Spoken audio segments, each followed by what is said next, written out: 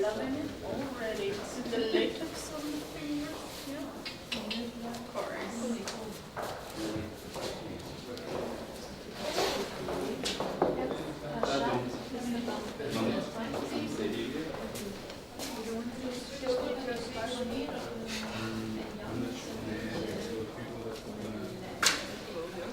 Ik ben nog wel niet deels. Ja, misschien wel.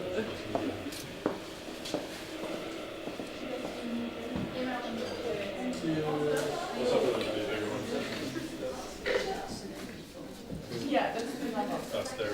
Yeah, we're not. I'm the cleaner. I was just a helper.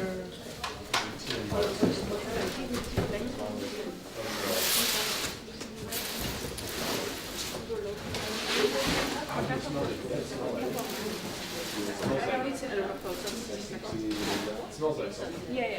I am. I do have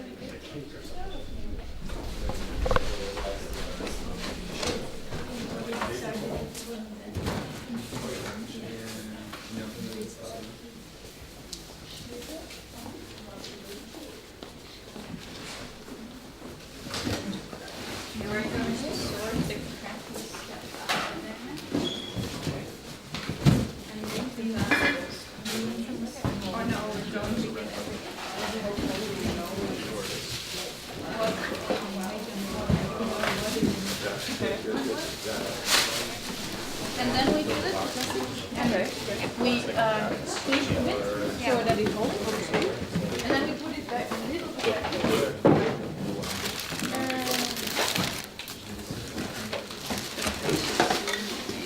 Yep.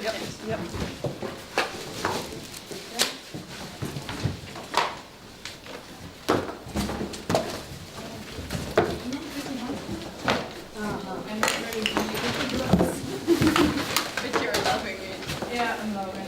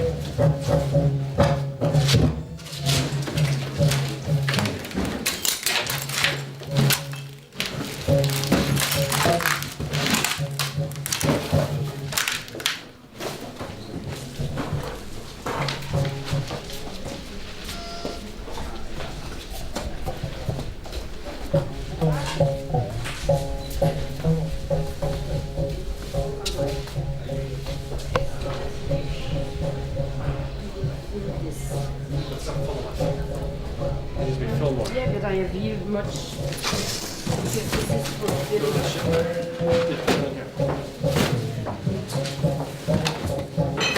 Okay. There's more. Just fill it up. You have to make layers.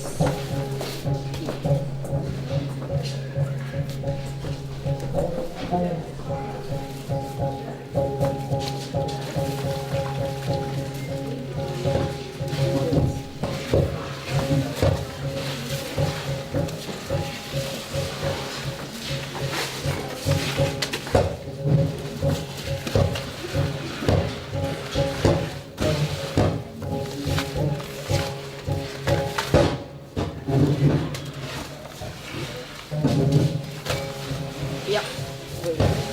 Yes.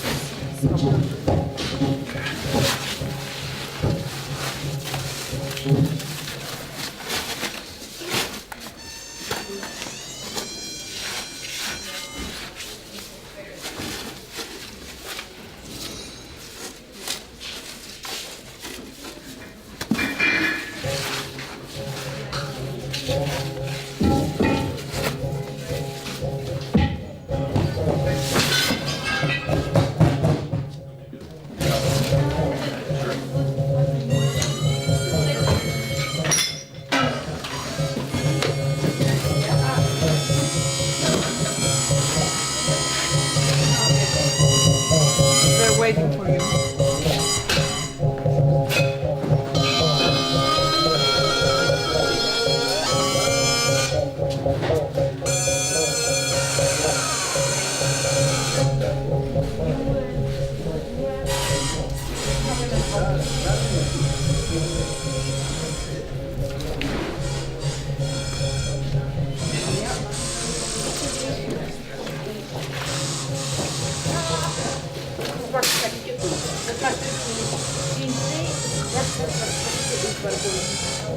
Ga jij hier even losstaan? Dan ga ik richting 1, 2, 3.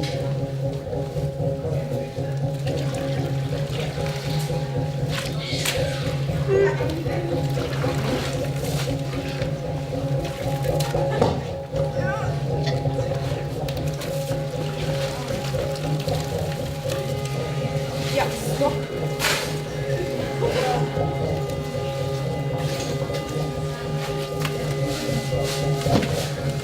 De volgende laag van op.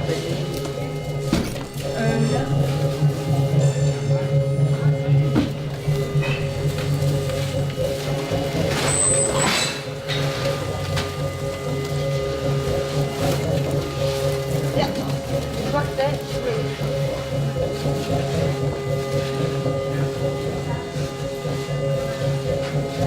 Ja.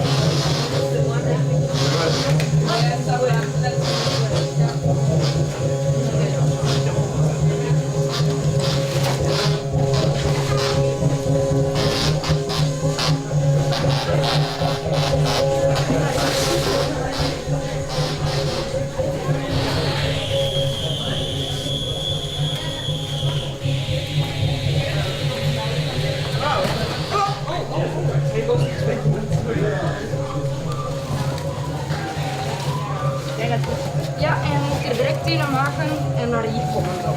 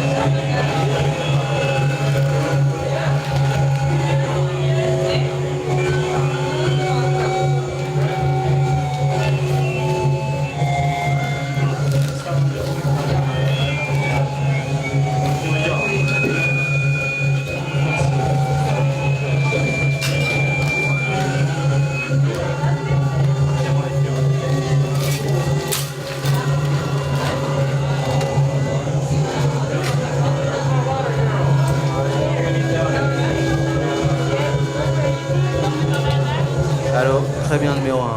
Viens avec moi un instant.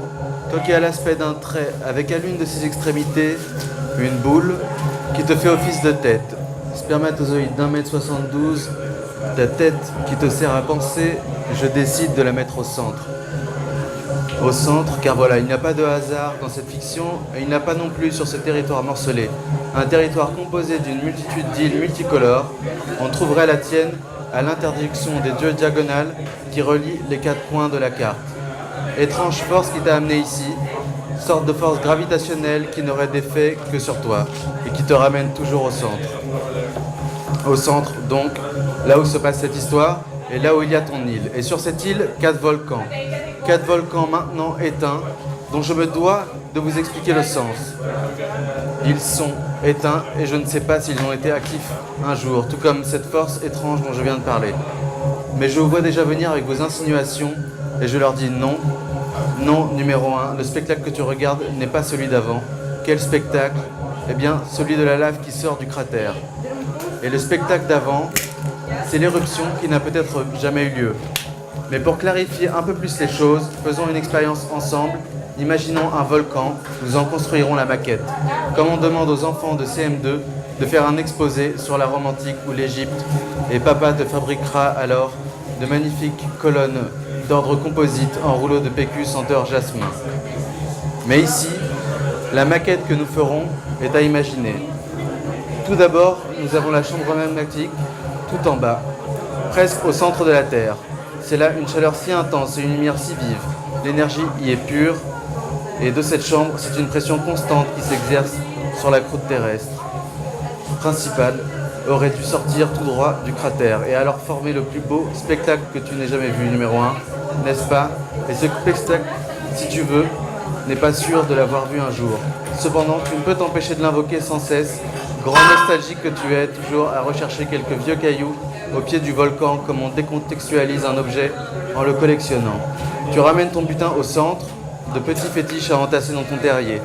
La gloire d'une époque révolue, maintenant c'est un temps zéro, glacé. Non, ce n'est pas vrai, si c'est vrai. Mais non, ce que tu vois maintenant, c'est seulement quelques petites giclées pétaradantes, car la lave qui passait autrefois à travers la cheminée principale fut détournée, puis amenée dans une poche plus proche de la surface. C'est une sorte de vésicule brillante, rondélisse comme un brancusi. Voilà d'où vient tout l'art du monde, une voie détournée qui, grâce à la pression, pousse depuis la chambre magmatique sur la croûte terrestre pour atteindre la réalité. Les choses sont-elles claires? Il y a deux poches. La chambre magmatique, que nous appellerons la poche A, et la poche secondaire, sans nom a priori, laquelle nous fait penser à une sorte de sculpture d'un artiste roumain. Nous l'appellerons la poche B. Et nous prendrons ainsi en compte que la poche B n'existe que comme déviation, pour que la lave puisse enfin sortir et atteindre la surface. La poche B est alors comme une salle d'attente, où il y aurait déjà foule, une sacrée foule. Et le seul moyen pour la lave de s'évacuer est un petit conduit qui mène de la poche B à la surface. Voilà comment se constitue le volcan, et c'est une pression si forte qui part de la poche B pour atteindre la surface. Et nous voyons du coup, ou plutôt tu vois, numéro 1, le fumerole s'échapper d'autres paix de magma brûlant, le panache des lumineuses giclées de pierres liquides, laissant derrière elles de superbes poudrées, de petites étincelles virevoltant dans les airs, puis redescendant doucement, elles planent, une fois descendues, pour se poser sur la terre insulaire, délicatement.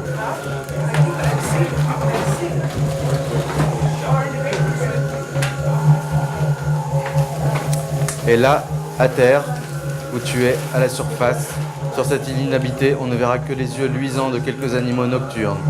Des coccinelles, des vers de terre et des moineaux, parfois quelques petits mammifères craintifs, à peine sortis dans leur terrier. Et toi, mon héros numéro 1, tes yeux, il faut bien le dire, sont parmi les plus beaux. Ils brillent et pétillent plus en reflétant les belles étincelles orange et jaune, allongées et détendues sur le sol de rhyolite, roche rosâtre dont le cœur, superbe mosaïque, est un assemblage décoratif de morceaux épars de quartz brun, rouge et noir.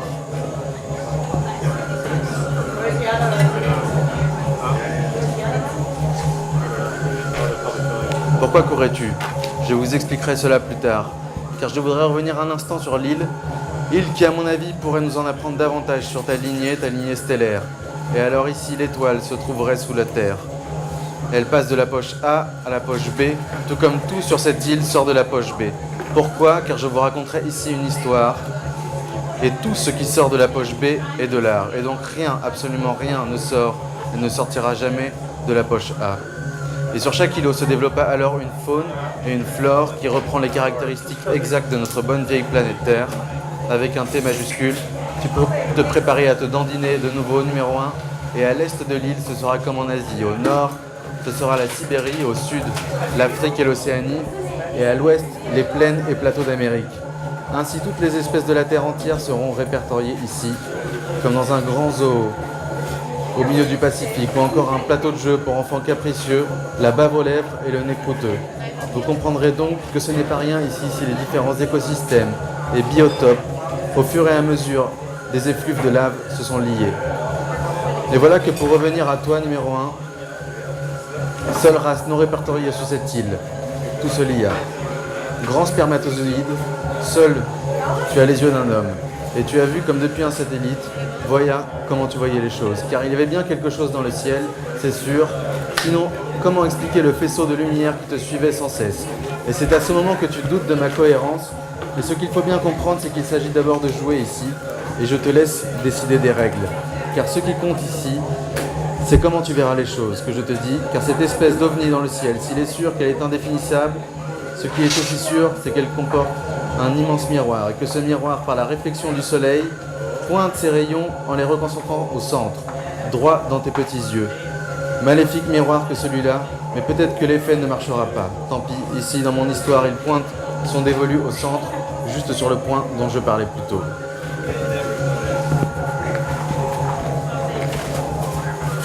Sur ta tête, donc. Et sur cette île sphérique, dont les limites sont bien définies, et que tu ailles de la Sibérie au Sri Lanka, il n'y aura rien et tu ne pourras pas réussir à franchir ces frontières. Tu cours donc poursuivi par ce rayon, car en tant que spermatozoïde d'1m72, c'est une question de lignée qui te manque. Et parmi la diversité, c'est principalement la perte et l'effacement qui fait office de lieu commun aujourd'hui. Tu es un composite social. Et cela pourrait être une explication à cet ovni, à ce miroir qui te suit. Faites donc attention à cette remarque. Et moi, à cet instant, je te vois habillé d'un paletot de laine recyclé de type années 60, lequel pourrait te donner l'air parfois d'une pelote de réjection. Quelques péloches d'un ton beige sur ta veste à l'étoffe compressée et dont les restes dessus gastriques auraient par miracle fait tenir l'ensemble et toi avec. Un point rouge ici, un vert là, un bleu, un col très large, des gros boutons de manchette en plastique pour toi qui as toujours été si attiré par les matières composites, apparition partielle de MDF dans les vieux meubles Ikea, les sacs Tati, le papier mâché, les fossiles dans la pierre calcaire, les graviers des maisons de banlieue, le poivre au 5 baies, les revêtements imitant une mosaïque de minéraux, une multitude de morceaux de quartz, une constellation de matière et des miettes de pain, différentes chairs à saucisses, c'est toi, peau à la surface du lait, et c'est la chaîne d'ADN dont les graines pour oiseaux multicolores me charment de leurs couleurs éparses. Mais j'oubliais, si tu avais des pieds aussi, je t'aurais mis des baskets à semelles compensées, du rouge à lèvres bien rouge, comme contraste à ta peau si blanche. Un double ourlet à ton jean Levi's délavé, monojambe pour le flagelle qui te sert à te transporter.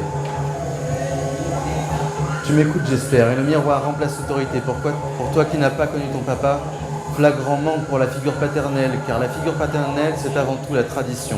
Je veux dire qu'on ressemble généralement plus à papa qu'à maman quand on grandit, et quand on est un garçon comme toi, numéro 1. Tu avais l'habitude de feuilleter les vieux cosmopolitains des années 60, ABC, Match, lui, elle, et tu choisissais, en te fiant à l'apparence et aux commentaires, les personnalités favorites. Bruns aux yeux clairs, tu découpes leur silhouette et les gardais près de toi, comme des fétiches, figures d'un autre temps, chimères de papier. Mais ce que tu vois en traitant ton deuxième arc de cercle est la plus belle chose que tu n'aies jamais vue. Ce que tu vois à tes côtés est un béthyle. Météorite magique, rubis sublime, d'un noir si pur et si chic, cela t'étonne d'abord que la nature ait pu créer de formes si pures, si radicales et surtout si parfaites. Tu aurais tant aimé pouvoir t'arrêter, le toucher, ce beau rubis, te lever contre lui, épouser sa forme parfaite pour l'éternité. Oui, devenir toi aussi un gros monolithe, là gisant sur le sol de sel, comme un gros bloc indéfinissable. Et alors si un jour quelqu'un d'autre que toi vient sur cette île, dans le désert du centre, ce qu'il aurait vu, c'est deux blocs instables, et il y aurait juste au pied d'un seul un cosmopolitain miteux des années 60, un hibou derrière un arbre.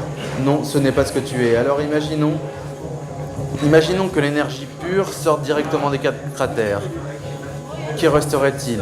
Une sorte d'énergie pure, une énergie de vie si on veut, et ce qui est à la surface de l'île correspond à la réalité. À vous, en face de moi si vous voulez, mais voilà que l'énergie ne prend pas le chemin le plus simple pour arriver au dehors, elle est déviée pour arriver dans cette poche, et cette poche, c'est l'art, un moyen un peu moins direct de communiquer, mais tu n'as plus le temps de suivre chaque information, car tu cours sans cesse et tu ne feras pas mieux qu'avant, tu ne verras pas plus beau spectacle que celui qui sortait avant des 4 trous béants.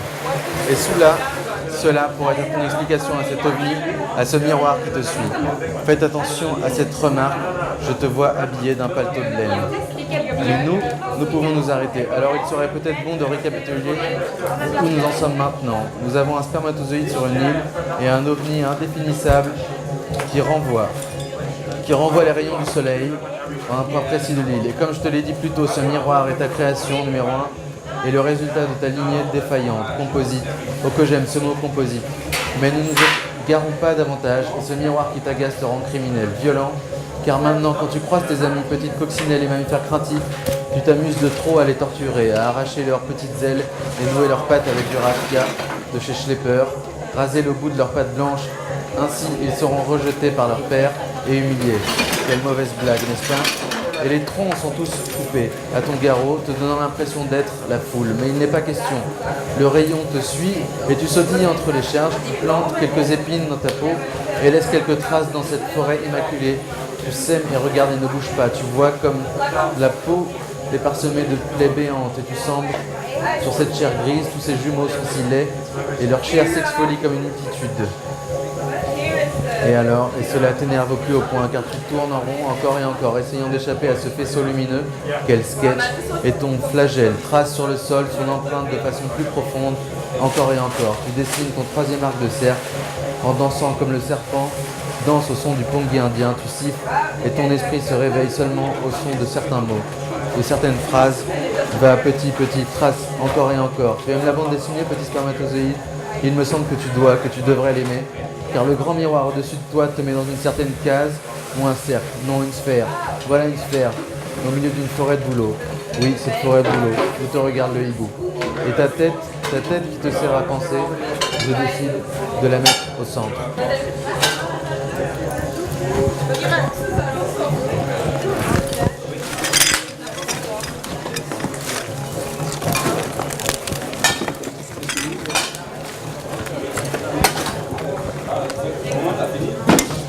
Vas-y.